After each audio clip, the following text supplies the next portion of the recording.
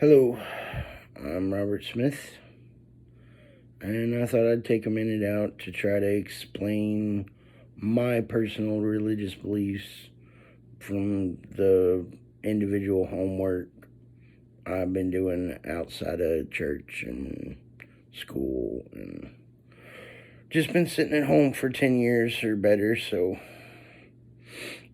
all the information that I think I know might just be enough rope to get me strung up, but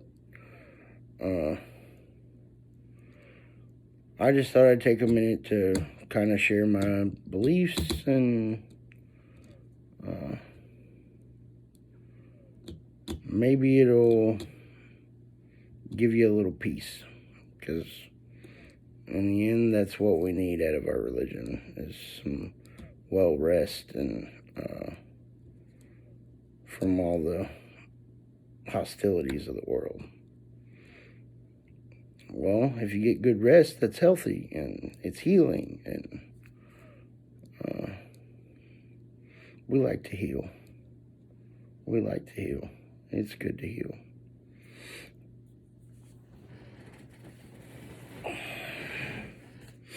But first of all, I'm a Christian. Yes, just a regular old Southern Baptist Christian.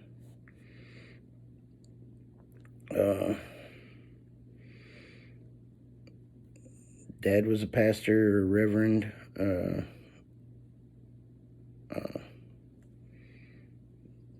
And I grew up until about age 16 in church, and then my rebellion age started.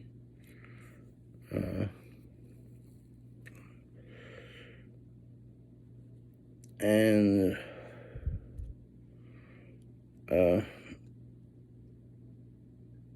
after I got back from combat, because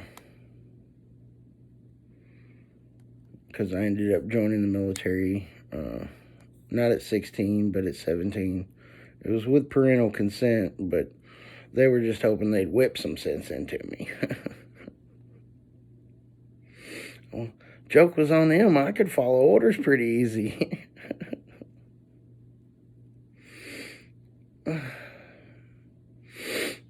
But after I got hurt in combat and I finished out my year in combat, I come home and I was pretty severely mentally disabled.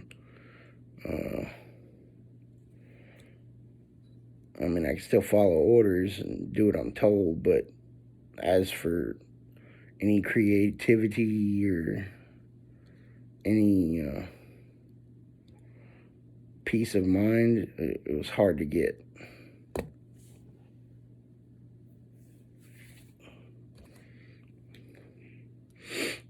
You know,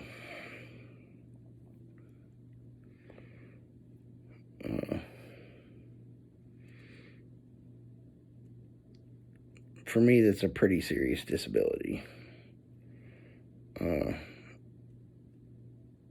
And on top of that, I was having memory issues,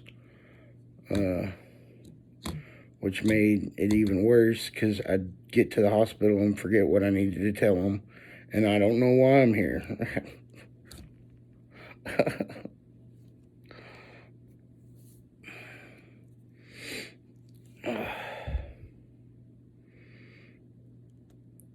But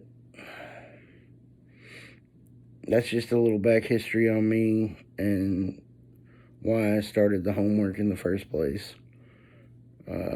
But there's a few verses I want you to look at if you got time. And some stories, 2 different stories. It's basically little clips out of the Bible that we can make a story out of. But basically, the Garden of Eden. Okay, so you'll have to look in Genesis. And I'm not going to give you the verse of the book. Because, for one, I can't remember it at the time. And it'd take too long to look it up, come back, and start another video. So I'm just going to say Genesis is where you're going to find the Garden of Eden. I think you can also find it in Exodus, but I'm a little hazy on that one. So we're going to write down Exodus to check out. It's the first 2 books of the Bible. But you're looking for the Garden of Eden and the story of the apple. But it doesn't actually call it an apple in the Bible. It's just the fruit of the knowledge of the tree of the good and evil. It's just the fruit of the tree of knowledge and good and evil. Knowledge of good and evil. I don't have the exact, but you're looking for that story and you want to read that story. Okay. There's actually 2 accounts in the Bible of the Garden of Eden.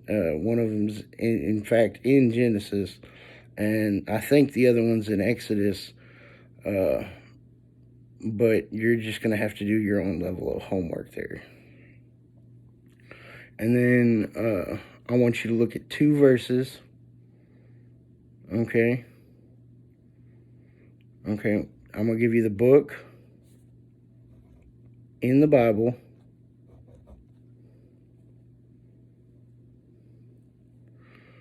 And I'm going to give you the verse. Okay, the first verse is John 1:1. Okay. And it's a good verse. If you look it up and read it and kind of try to understand what they're saying. Now, it's going to take some reading into it, and you'll want to have your quotes ready for when you're reading into verses. Okay, because you kind of diagnose a verse with other verses in a quote manner. Does this add up here, here, and here? Kind of trying to find a way to help you with your homework. I ain't got nothing else to do, so my time's just wasted. Okay, so John 1:1. It's about the Word and how God was the Word. God was the Word. And the Word was with God. Okay. Okay. Now, I want you to go to John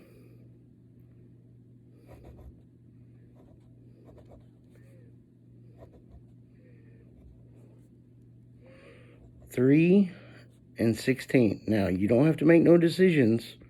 I'm not trying to force you into nothing.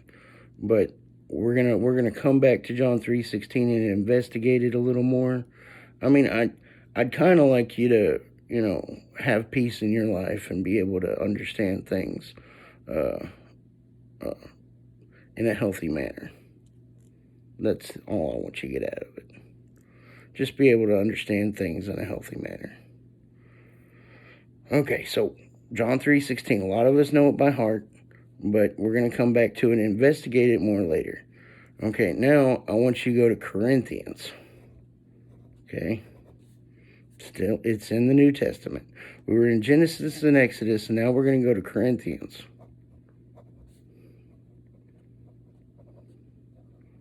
Okay, I think it's around chapter 11.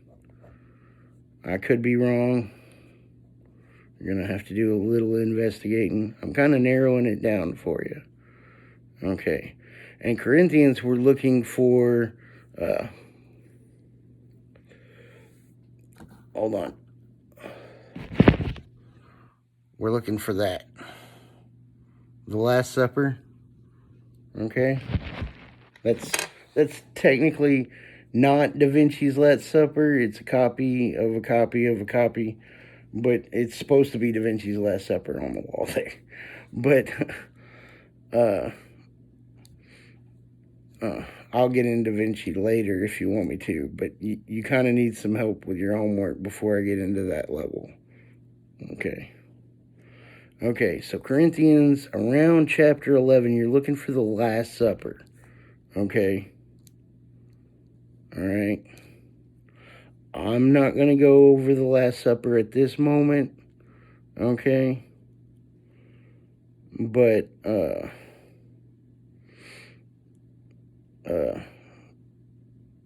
I'm just going to give you a spoiler. Jesus isn't a cannibal, and he's not cutting off his left arm and feeding it to his disciples. He's not a cannibal. Spoiler. Okay. It sounds kind of cannibalistic what he's saying, but he's speaking as the Word. You know, it's a complex language. Okay. It is a complex language. But he's speaking as the Word in those passages, and he wants you to remember him. Okay, because, well, he's got a message. But the Last Supper is the point where he has a meal with his 12 disciples, and they have some deep conversation.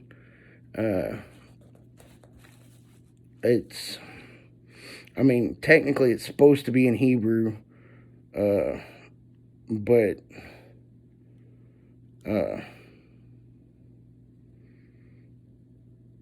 I'm not a college graduate or anything. I got a GED. I got a GED. Okay. But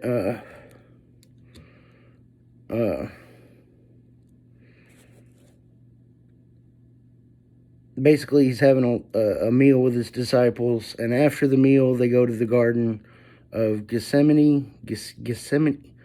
I always pronounce that word wrong. It's not stored correctly in there for some reason.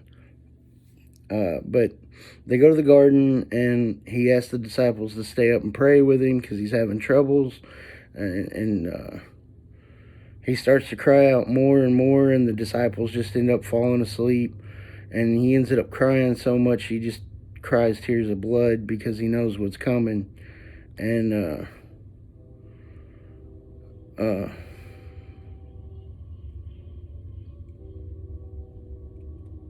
but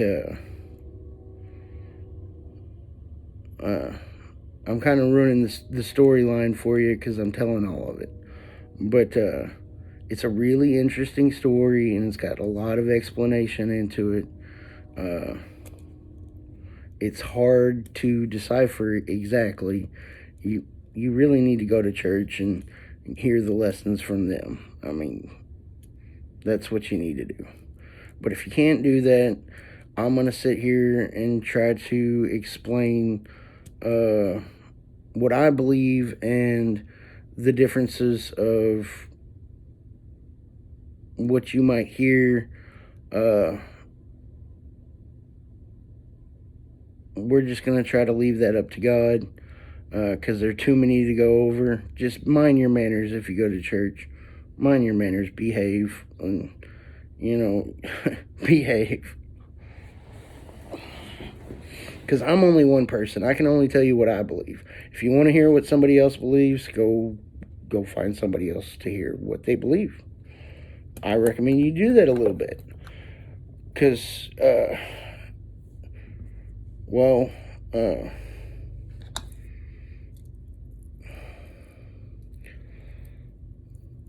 there's a passage in a book from an editor that I really like. And I'm not really educated enough to talk about the book, or I'm not in the same class of people that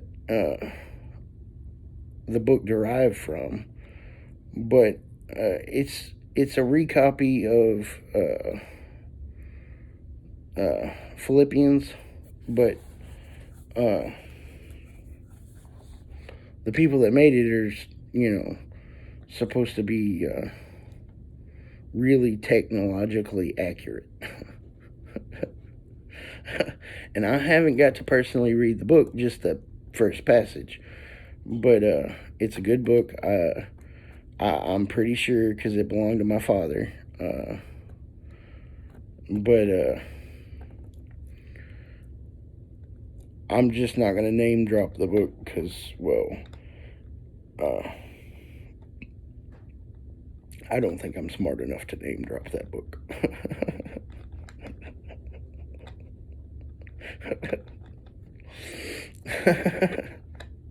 I'm just not smart enough. Now, let's talk about the Bible. It's the Cambridge Bible. It's the book I'm talking about.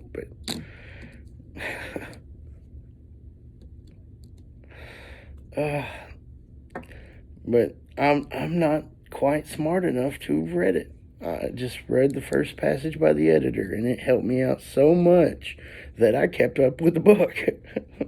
And I read that first passage.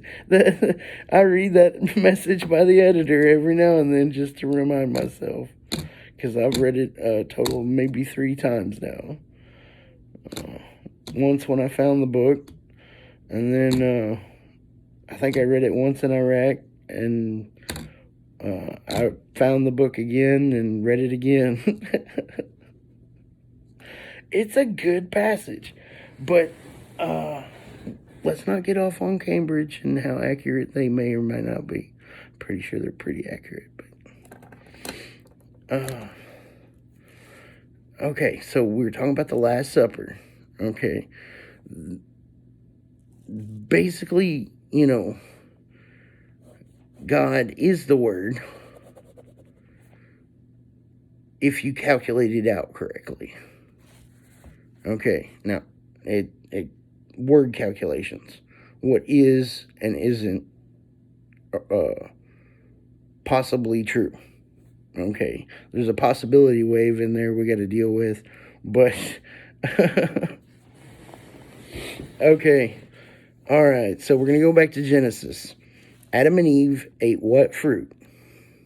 The knowledge of the tree of good and evil.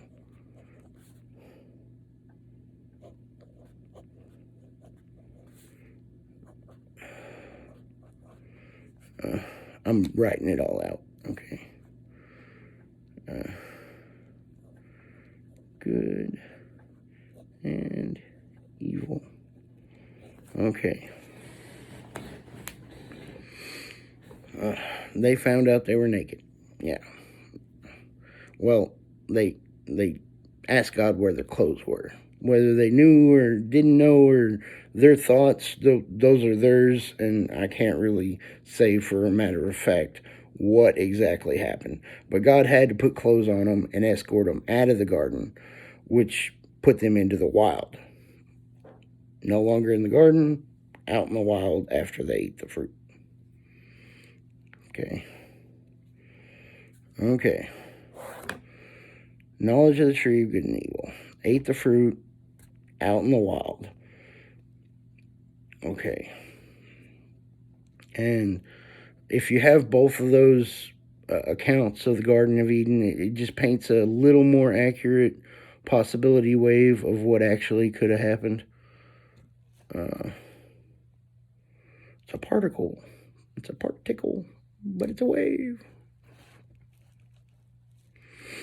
It's a particle, but it's a wave. Okay, so they're outside the garden. They're in the wild. Okay, there's some verse about the thorns being for the good of man, because they're going to be hostile because they ate the fruit and they got something going on. There's something major that God knows about that he couldn't have them in his precious garden. So they're out in the wild. Whole little wild of their own, planet Earth. No, we're not going to take over and destroy the Garden of Eden. No, we don't have that power over God. No, we don't have that power over God. So the Garden of Eden's not on planet Earth. Okay.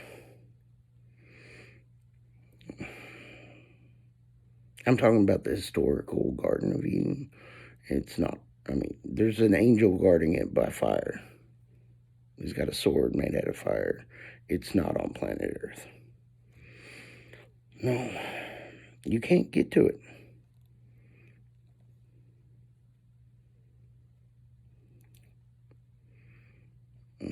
I'm not going to tell them it's some dimensional aspect where it's in the core.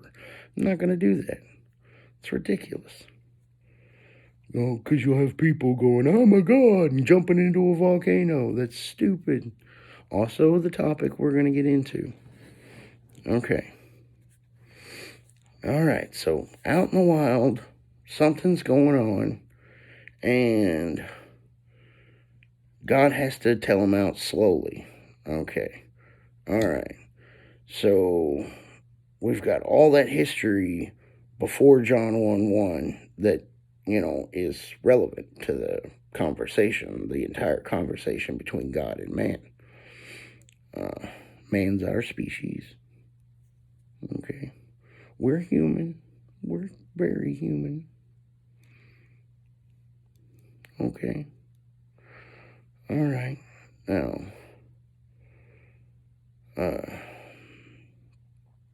I wanted you to jump. I wanted you to jump to John 1:1. Okay, and read the part where it says God was the Word, and the Word was with God, and the Word was God. Okay, that's important. Okay, now jump instead from John 3:16, but to Corinthians. Okay, we had the Last Supper. Okay, Jesus had his conversation with the disciples, and they're at the garden. Then from the garden,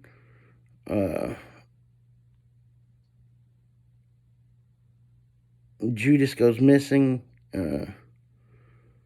ends up contacting the synagogue. The synagogue sent guards with Judas to go round up Christ. And Judas kissed Christ on the cheek. And then one of the disciples cut off a guard's ear. Okay. Swung his sword and cut his ear right off. And Jesus picked up the ear and put it back on his head, and healed it instantly. It never says instantly. Just put it back on his head. And the ear was healed. Because it did heal. Of course it healed. They put it back. It's an ear. It'll heal. Okay. All right.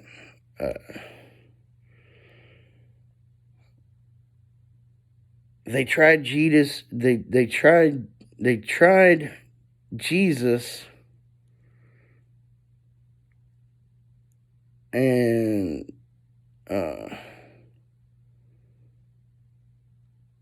they tried another guy with a similar.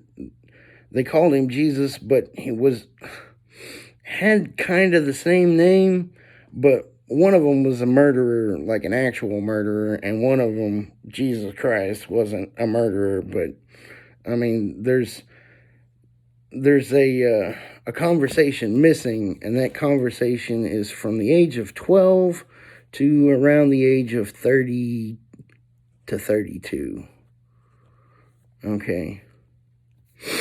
Big conversation, big history lesson missing about Jesus, but pretty much everybody knows he's perfect. I mean, there was nothing wrong with it. It was good, but they still crucified him.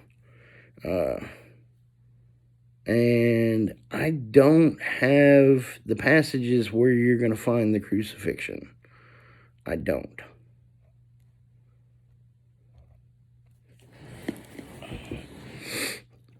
It's just not a question I brought up. It's not my favorite part of the Bible.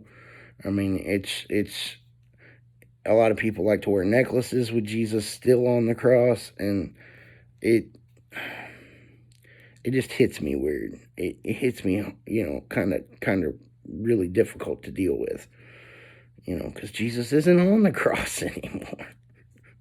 You're just putting the most painful moment of our whole entire world in existence on one necklace.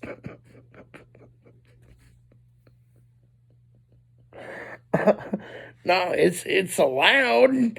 It's just painful. Okay. Well, because Jesus died on the cross. Okay. He said, "Forgive them, Father, for they know not what they do." Forgive them, Father, for they know not what they do. And he said, it is finished, and he passed away. And his friends and family got him down off the cross when it was allowed, and then they put him in a rental tomb. And a rental tomb, it's a rental. You can leave them there temporarily, but then they have to be moved. Okay. So on the third day, it was a Sunday morning, the stone rolled back. Angels moved it. I'm not going to get into what I think there, but angels moved it. And the guards fell ill. Because, well, Jesus was awake and alive. Okay. And, but that's the part you really want to know about. Now, after the crucifixion, okay, and Jesus said what he said, which is, forgive them, Father, for they know not what they do.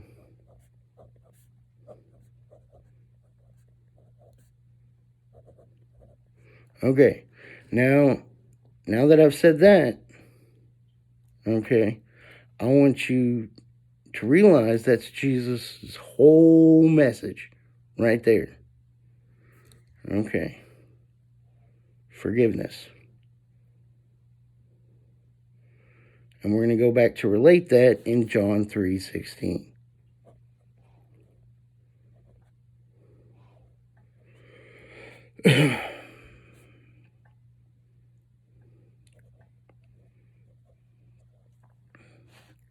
Okay. Now there's another verse. There's another couple verses I want you to look at, but that has to do with the beast and the mark and what it is initially. Okay.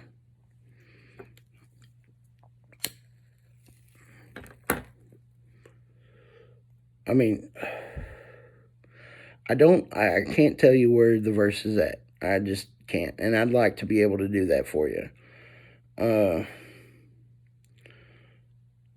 It's going to be in the New Testament, is where they're going to be talking about the mark of the beast.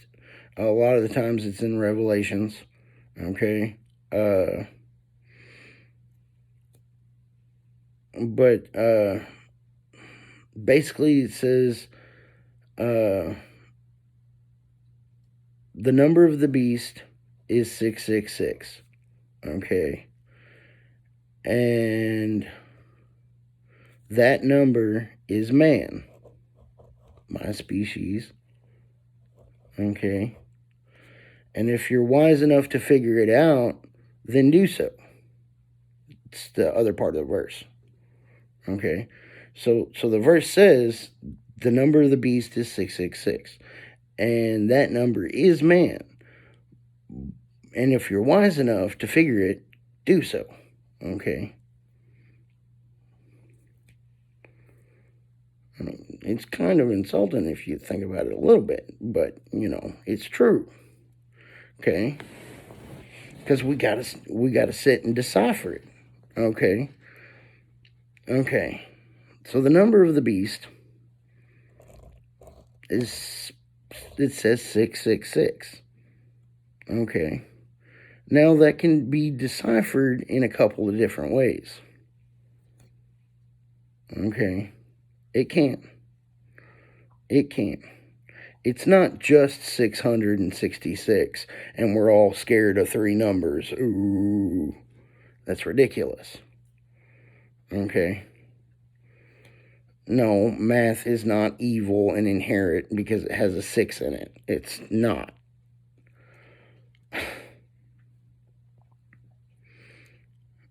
Okay. So that's obviously not it. Okay. So we'll use the information that we already have. Okay. So we're in the New Testament. Okay. Jesus passed away and came back. Okay. And we have what he said at the last moments he was breathing.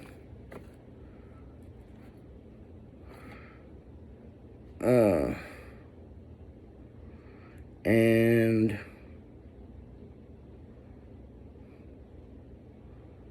that's forgive them, Father, for they know not what they do.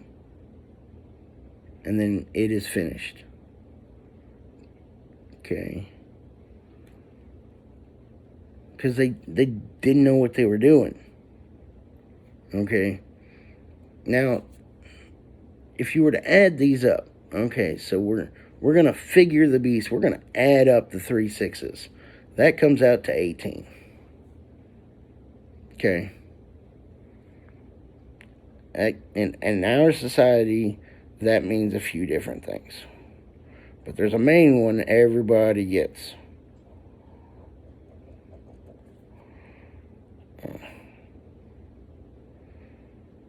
Basically, if you're 18, I'm an adult.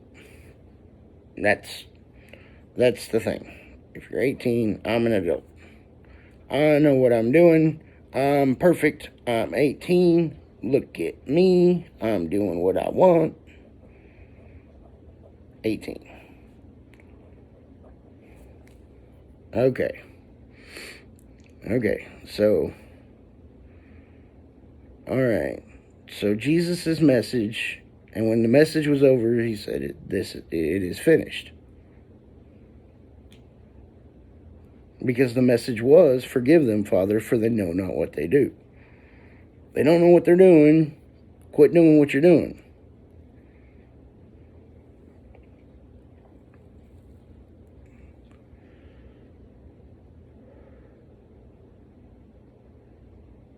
Okay. I jumped up and said 18. Now it matches, and it's perfectly matching our society.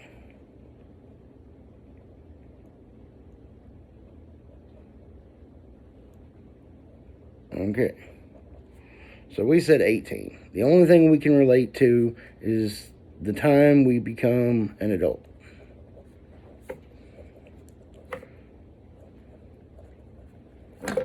And adult. Now, in all of my educations, that time would be called the age of accountability.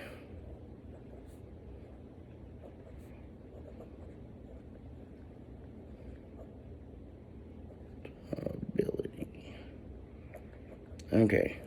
Basically, that's the age where you say, okay, I get it, so I'm going to be good, and I know it.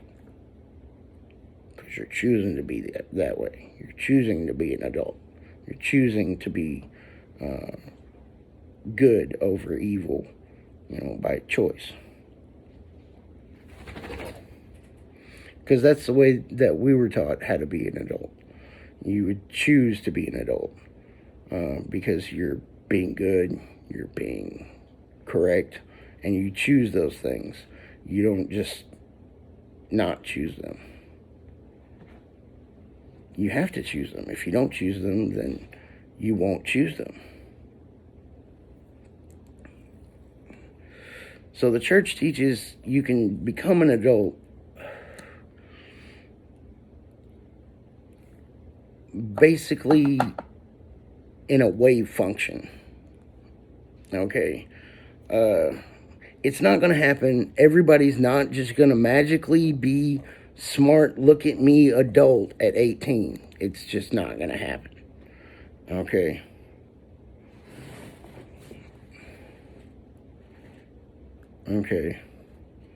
And a lot of people are scared of it. Somebody hears the age of accountability. They think they're about to get in trouble. You know, oh, it's my time. Here I come, Elizabeth.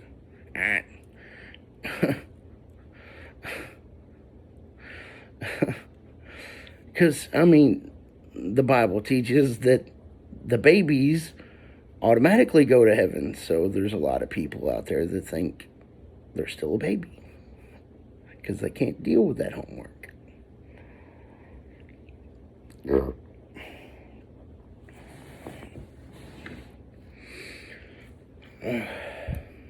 Okay.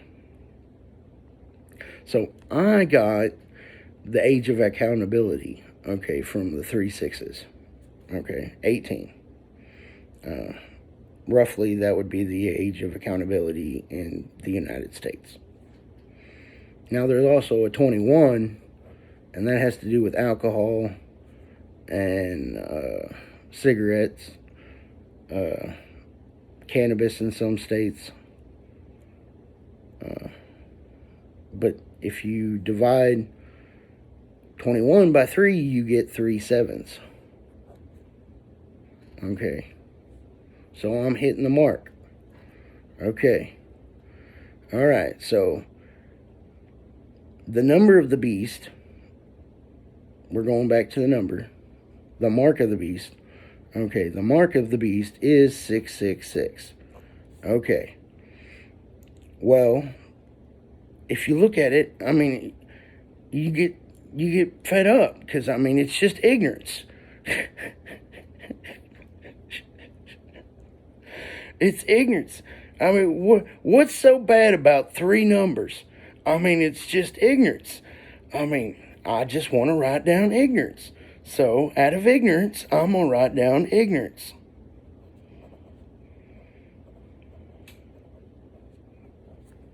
Okay? And now, Jesus' last words before he said, "It is finished. Forgive them, Father, for they know not what they do."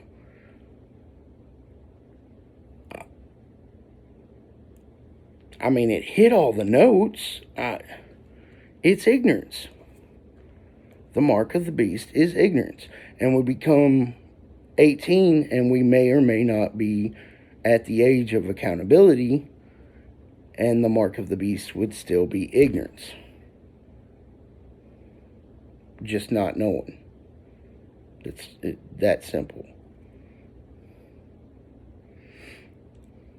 But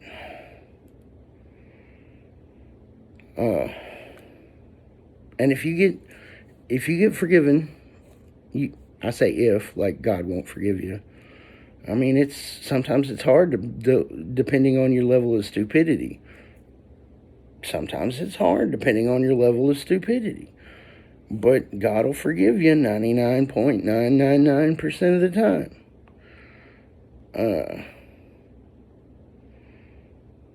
But John 3:16, for God so loved the world that he gave his only begotten Son, that whosoever believeth in him shall not perish, but have everlasting life. John 3:16. Talking about Jesus. Believe in him. He's forgiven you because we're ignorant. Yeah, they killed him because they were ignorant. He came back to life because they were ignorant. And God forgave them. Jesus was instantly forgiven. Everybody else was instantly forgiven.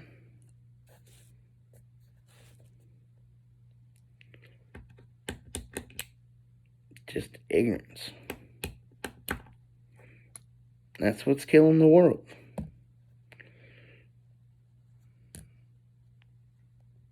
The absence of ability to know what's going on. The holding down of accurate, correct information for profit or gain.